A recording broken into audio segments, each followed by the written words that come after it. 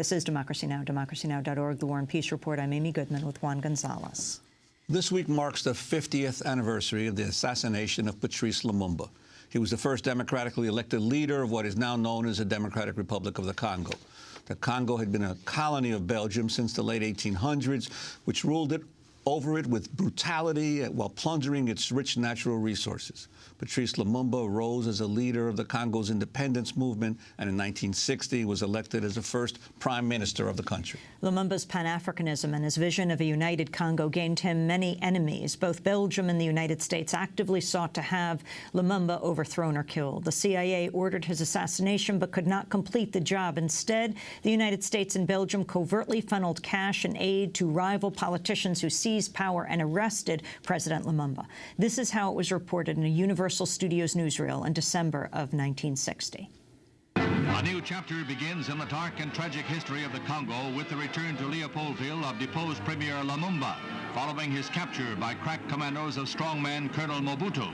Taken to Mobutu's headquarters, past a jeering, threatening crowd, Lumumba, but promised the pro-red Lumumba a fair trial on charges of inciting the army to rebellion. Lumumba was removed to an army prison outside the capital as his supporters in Stanleyville seized control of Oriental province and threatened a return of disorder. Before that, Lumumba suffered more indignities, including being forced to eat a speech, which he restated his claim to be the Congo's rightful premier. Even in bonds, Lumumba remains a dangerous prisoner, storm center of savage loyalties and equally savage opposition. On January 17, 1961, after being beaten and tortured, the Congolese Prime Minister, Patrice Lumumba, was shot and killed. For more, we go to Adam Hochschild. He's the author of King Leopold's Ghost, a story of greed, terror, and heroism in colonial Africa, and the forthcoming book, To End All Wars, a story of loyalty and rebellion. He teaches at the Berkeley Graduate School of Journalism, is co-founder of Mother Jones Magazine, had an op-ed in the New York Times this week called All Assassination and Assassination's Long Shadow. Adam Hochschild is joining us from San Francisco. Explain this long shadow, Adam. Well, Amy, I think the assassination of Lumumba was something that was felt by many people to be a sort of pivotal turning point in the saga of Africa gaining its independence. In the 1950s, there were movements for independence all over Africa. There was a great deal of idealism in the air. There was a great deal of hope in the air, both among Africans and among their supporters in the United States and Europe, that at last these colonies would become independent. And I think people imagined real independence, that is, that these countries would be able to set off on their own and control their own destiny economically as well as politically. And the assassination of Lumumba really signaled that that was not to be. Because for Belgium, as for the other major European colonial powers like Britain and France, giving independence to an African colony was okay for them as long as it didn't disturb existing business arrangements, as long as the European country could continue to own the mines, the factories, the plantations. Well, okay, let them have their politics. But Lumumba spoke very loudly, very dramatically, saying Africa needs to be economically independent as well. And it was a fiery speech on this subject that he gave at the actual independence ceremonies, June 30th, 1960, where he was replying to an extremely arrogant speech by King Baudouin of Belgium. It was a speech he gave on this subject that I think really began the process that ended 2 months later with the CIA, with White House approval, decreeing that he should be assassinated. And, of course, for most Americans who were not perhaps as familiar with African colonialism, since that was basically a European project throughout the 19th century, the role of Belgium and the importance of the Congo as really the jewel of Africa in terms of its wealth and resources. How did the Congo suffer before Lumumba came to power?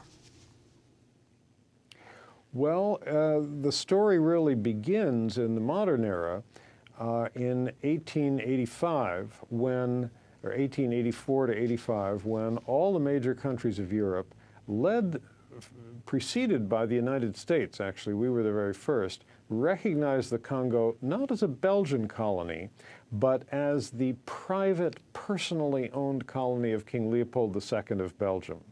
A very greedy, ambitious man who wanted a colony of his own. At that point, Belgium was not sure that it wanted a colony. Leopold ruled this place for 23 years, made an enormous fortune, estimated at over $1 billion in today's American dollars. Finally, in 1908, he was forced to give it up to become a Belgian colony, and then he died the following year. And the Belgians ran it for the next half century, extracting an enormous amount of wealth, initially in ivory and rubber, then in diamonds, gold, copper, timber, palm oil, all sorts of other minerals. And as with almost all the European colonies in Africa, this wealth flowed back to Europe. It benefited the Europeans much more than the Africans.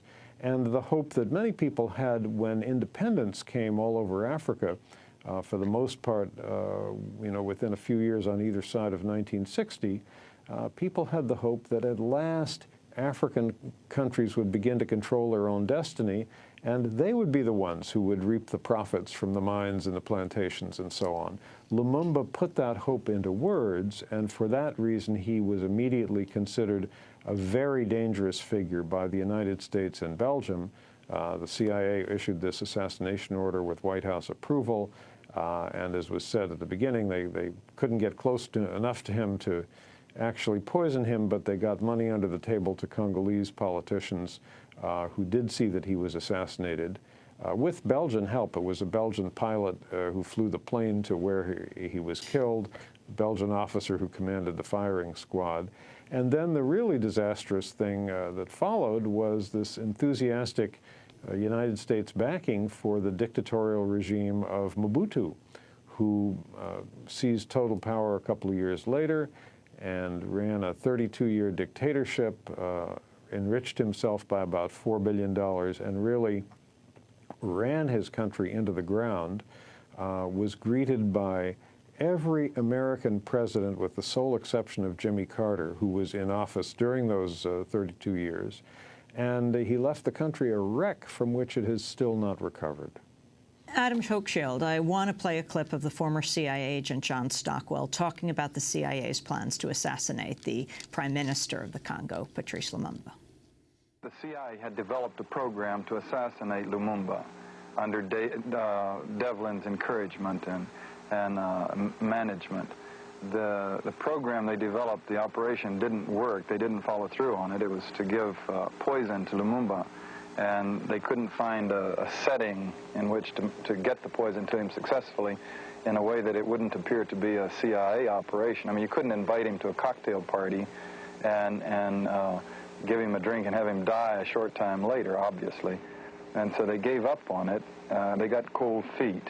And instead, they handled it by the chief of station talking to Mobutu about the threat that Lumumba posed, and Mobutu going out and killing Lumumba, having his men kill Lumumba. What about the CIA's relationship with Mobutu? Were they paying him money? Yes, indeed. I was there in 1968 when the chief of station told the story about having been, the day before, that day, having gone to make a payment to Mobutu of cash, $25,000, and Mobutu saying, "Keep the money. I don't need it." And by then, of course, Mobutu's European bank account was so huge that $25,000 was nothing to him. That was former CIA agent John Stockwell talking about the CIA's plans to assassinate Lumumba. Juan? Well, Adam, I'd like to ask you, you were in the Congo shortly after Lumumba's death. Could you talk about, we have about a minute, could you talk about your personal experiences there and what you saw? Yes, I was there. I was just a college student at the time. And I wish I could say that I was smart and politically knowledgeable enough to realize the full significance of everything I was seeing. I was not, and it was really only in later years that I began to understand it.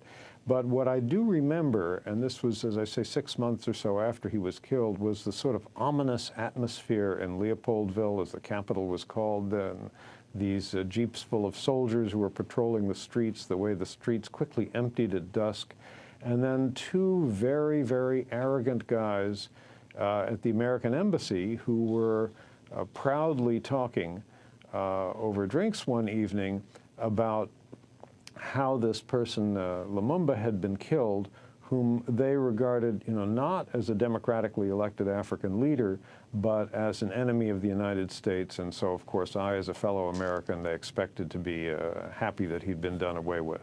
There was something quite chilling about that, and it stuck with me, but I think it's only in much later years that I fully realized the significance. Adam Hochschild, I want to thank you very much for being with us, author of several books, including King Leopold's Ghost, A Story of Greed. Democracy Now! Is produced by Mike Burke, Sharif Abdel-Qadir, Sarah Mate, Steve Martinez, Nicole Salazar, Hani Massoud, Robbie Karen, Mike DeFilippo, and Miguel Noguera are engineers. Special thanks also to Becca Staley, Julie Crosby, Jessica Lee, Nick Gilla, Hugh Grand, Jessel Noor, Vesta Godars, John Randolph, Kieran Krug-Meadows, Ron Campenny, Kellen Innocent. We'll be broadcasting from Park City, Utah throughout the week next week at the Sundance Film Festival. Send us story ideas at stories@democracynow.org. I'm Amy Goodman with Juan Gonzalez.